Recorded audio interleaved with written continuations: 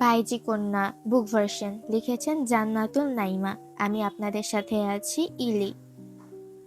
আজ বৃহস্পতিবার, তাই সূর্য অস্ত যেতেই জমিদার বাড়ির বাইজি গৃহে বাইজিদের নিত্য পরিশীলন আরম্ভ হলো। আগামীকাল ঢাকা শহর থেকে উলিউল চৌধুরীর বন্ধু বান্ধব আসবেন পাঁচফোড়ন গৃহে। তাদের মনোরঞ্জনের জন্য সব প্রকার আয়োজন সম্পূর্ণ হয়েছে। এবার শুধু বাইজিদের প্রস্তুতি চলছে। বলা বাহুল্য, অলিউল চৌধুরীর শহরে বন্ধুদের আপ্যায়নের ক্ষেত্রে বাইজিদের আপ্যায়নেরই মুখ্য ভূমিকা পালন করবে। জমিদার অলিউল চৌধুরীর বিরাট ক্ষমতার একটি অংশই বাইজি গৃহ। প্রয়াত বিখ্যাত জমিদার আজহার চৌধুরীর বাইজি গৃহ ছিল এটা। বংশ পরম্পরায় যা এখনো অব্যাহত রয়েছে। আর এই দায়িত্বটি সুচারুরূপে পালন করছেন জমিদার অলিউল চৌধুরী এবং তার জ্যেষ্ঠ পুত্র পল্লব চৌধুরী। 231 শতাংশ অর্থাৎ 7 বিঘা জমির উপর নির্মিত এই জমিদার বাড়িটির 3 বিঘা জুড়েই পাঁচফোড়ন গৃহ।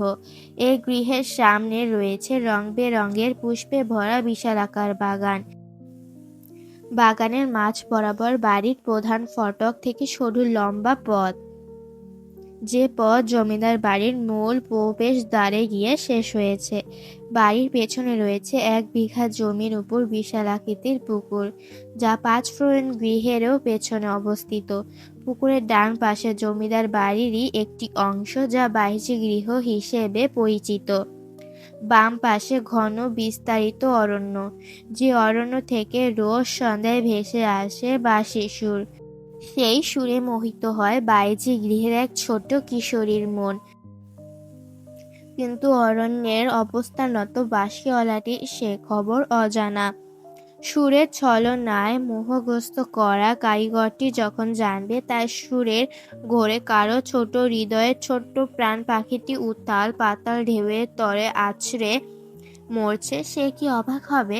জানার তীব্র বাসনা নিয়ে ছুটে আসবে কি বাইজি গৃহে, নাকি বাকি 10টা পুরুষের মতো সেও আসবে শুধু নারী শরীরের সাথে মাখামাখি করতে, অসংখ্য নারী দেহের ঘ্রাণে মুখরিত হতে। ছোট কিশোরীটি বাইজি শারমিন শায়লার কন্যা শাহিনুর শায়লা, বয়স মাত্র 15 বছর। বাইজি গৃহের নিয়ম অনুসারে বয়স 16 হওয়ার আগে কোনো নারী বাইজি হতে পারবে না। তাই শাহিনুর বাইজি নয়, বাইজি কন্যা হিসেবে পরিচিত। ঘুঙুরের আওয়াজে মুখরিত চারপাশ। সে আওয়াজে ভ্রুক্ষেপ করছে না শাহিনুর। করে লাভও নেই, কারণ মনে তীব্র বাসনা থাকা সত্ত্বেও মায়ের কড়া শাসনের জন্য ওই ঘুঙুরকে নিজ চরণে কখনো ঠাঁই দিতে পারেনি সে। যে সুরের টানে ঘুঙুরের প্রতি তীব্র আকর্ষণ, সে সুরের ঘোরেই মোহিত হয়ে চার দেওয়ালে বন্দী থেকে স্বর্গসুখ অনুভব করছে সে। শিহরণ জাগছে দেহ ও মনে। কম্পিত বক্ষস্থলে ক্ষণে ক্ষণ প্রশ্ন জেগে উঠছে, বাঁশি কে বাজায় গো, বাঁশি বাজায় কে? শারমিন বুঝতে পারে ঘুঙুরের প্রতি শাহিনুরের তীব্র আকর্ষণ রয়েছে। তার আওয়াজে জেগে উঠে শাহিনুরের সমস্ত ইন্দ্রিয়। তাই এই ঘুঙুর থেকে মেখে যথাসম্ভব দূরে রাখার চেষ্টা করে সে, যদিও অসম্ভব প্রায় বিষয়টিকে সম্ভব করার চেষ্টা মাত্র। তবুও শারমিন তার সিদ্ধান্তে অটল। সে বাইজি, কিন্তু তার কন্যাকে কোনো ক্রমে বাইজির তকমা পেতে দেবে না। হয়ে যাক 10টা খুন, হোক সে 10টা খুনের আসামি। প্রয়োজনে বরণ করে নেবে মৃত্যুকে, হয়ে যাবে নিজ কন্যার খুনিও। তবুও বাইজিতে রূপান্তরিত হতে দেবে না শাহিনুরকে। বাইজি গৃহের সর্বোচ্চ গোপন ঘরটি শাহিনুরের জন্য বরাদ্দ করেছে শারমিন। সে ঘরেই রোজ নির্দিষ্ট সময় পর্যন্ত বন্দি পড়ে থাকে সে। ঘরটির গ্রিলবিহীন খোলা জানালা থেকে জমিদার বাড়ির অরণ্য খুব কাছেই। সেই অরণ্য থেকেই রোজ বাঁশির সুর শুনতে পায় শাহিনুর, যে সুর তার কিশোরী মনের ছটফটানিকে আরো গাঢ় করে দেয়। কিশোরী বয়সে কৌতূহলগুলোকে করে তীব্র, অবুঝ মনে প্রশ্ন জাগিয়ে তোলে। কে বাজায় বাঁশি? এত মধুর সুরে কে ডাকে আমায়? এই সুরে বুক কাঁপে কেন? আম্মা, ঘুঙুরের আওয়াজে আমি নাচতে চাই, কিন্তু বাঁশির সুরে আমার বুক নৃত্য করে। এই নৃত্য তুমি কেমনে বন্ধ করবা? রাতে খাবার সেরে চা পান করছে প্রণয় আর অঙ্কন। বারান্দায় বেতের চেয়ারে বসে আছে তারা। রোমানাও তাদের সাথেই আছে। তিনজনের মাঝখানে ছোট গোলাকার বেতের টেবিল। প্রণয় আর রোমানা পাশাপাশি বসেছে, অঙ্গন তাদের সামনে। শহরের রাত, রাস্তায় মানুষজন তখনও কিলবিল করছে। চলছে অবিরত বাস, ট্রাক্টর, নানান নানান যানবাহন। থেকে থেকে গাড়ির হর্নের শব্দগুলো বাড়ি খাচ্ছে কানে। মাঘ মাসের মাঝামাঝি সময় হলেও তীব্র শীত ছুঁতে পারেনি ওদের।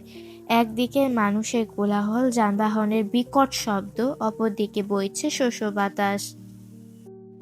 প্রণয়ের একটি হাত নিজের দু হাতের মুঠোয় করে নিয়ে মাথা নিচু করে বসে আছে রোমানা। কখনো কাউকে ধ্যান করতে দেখলে বোঝা যাবে রোমানার অবস্থা এখন ঠিক কি। দৃষ্টি জোড়া নিবদ্ধ রেখেছে, ওষ্ঠ জোড়া চেপে ধরে দু হাতে শক্ত করে প্রণয়ের হাতটি আবদ্ধ করে বসে আছে সে। যেন সে প্রণয়ের হাত নয়, বহু অনাকাঙ্ক্ষিত কোনো জিনিস পেয়ে সার্থক এক ধ্যানে মগ্ন হয়ে পড়েছে।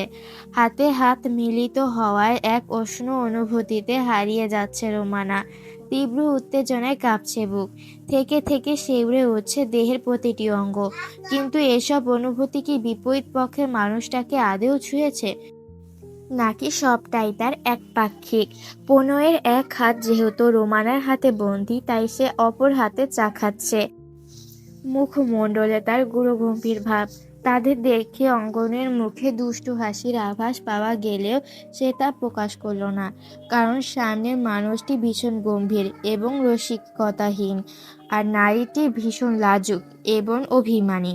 দুষ্টুমির ছলে যদি এখন সে হেসে ফেলে, স্বভাবসুলভ মেয়েটি অভিমানে আরক্ত হয়ে ছলছল নয়নে তাকিয়ে ঠিক বলবে, ইটস নট ফেয়ার অঙ্গন, তুমি আমাকে খ্যাপাচ্ছ। তুমি জানো না তোমার ভাইকে আমি কতদিন পর কাছে পেয়েছি? খালাতো বোনের পাশাপাশি মেয়েটি তার বেস্ট ফ্রেন্ডও। তাই এই মেয়েটির অভিমানের ঘেরা ছলছল দৃষ্টিতে তার পক্ষে সহ্য করা খুব কঠিন। লম্বা করে একটা নিঃশ্বাস ছাড়ল অঙ্গন। প্রণয়কে উদ্দেশ্য করে বলল, ভাই, 9টা বাজে, এবার তো উঠতে হবে। আতঙ্কিত হয়ে তাকালো রোমানা। প্রণয়ের হাতটা আরো শক্ত করে চেপে ধরল। কম্পিত কণ্ঠে বলল, আমি যাব না। প্রণয় ও অঙ্গন দুজনেই চমকে তাকালো তার দিকে।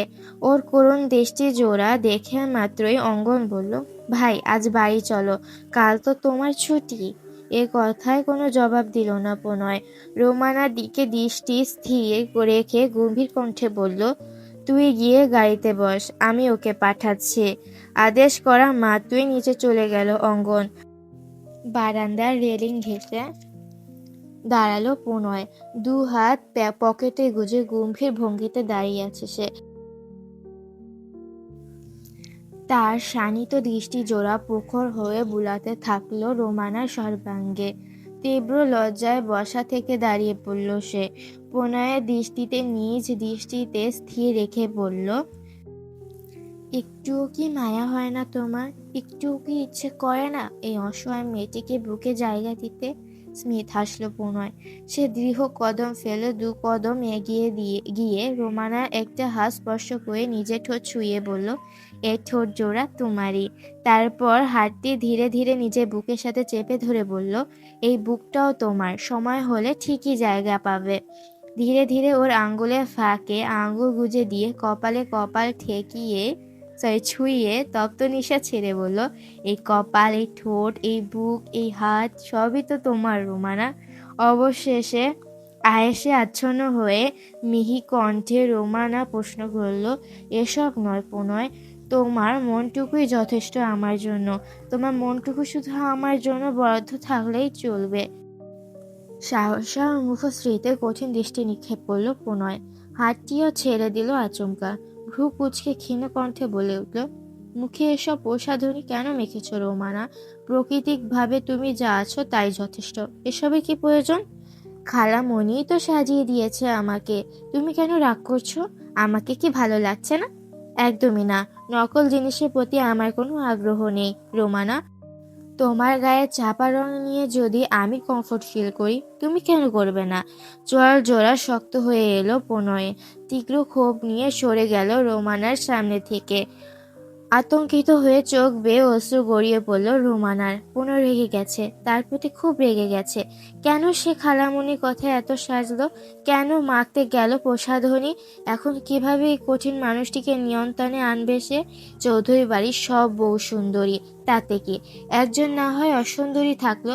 তাছাড়া অঙ্গন তো সবসময় বলে, রোমানা, সৌন্দর্যের বিচারে গায়ের বর্ণকে প্রাধান্য দিতে হয় না, শ্যামলা বর্ণের মেয়েরাও সুন্দর হয়। অঙ্গন এটাও বলেছে, তোমার চোখ দুটো সৌন্দর্য তো ভুবন ভুলিয়ে দেয়।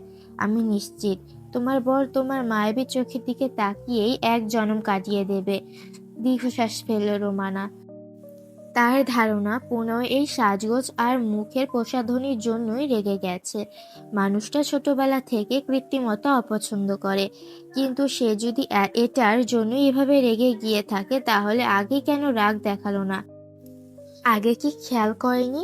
এতক্ষণ পর খেয়াল হয়েছে বলে এভাবে রেগে গিয়ে ছুঁড়ে ফেলবে তাকে? নাকি সাংঘাতিক কিছু লোকাতেই এই প্রয়াস? হ্যাঁ, আজকে এই পর্যন্তই। আর আমি তো ফাস্ট পড়ার চেষ্টা করি, তাই মাঝে মাঝে আটকাই যায়। সো এটা প্লিজ আপনারা একটু ইগনোর করে চলবেন। সো এই পর্যন্তই, পরের পার্ট পাবেন খুব শীঘ্রই। টাটা।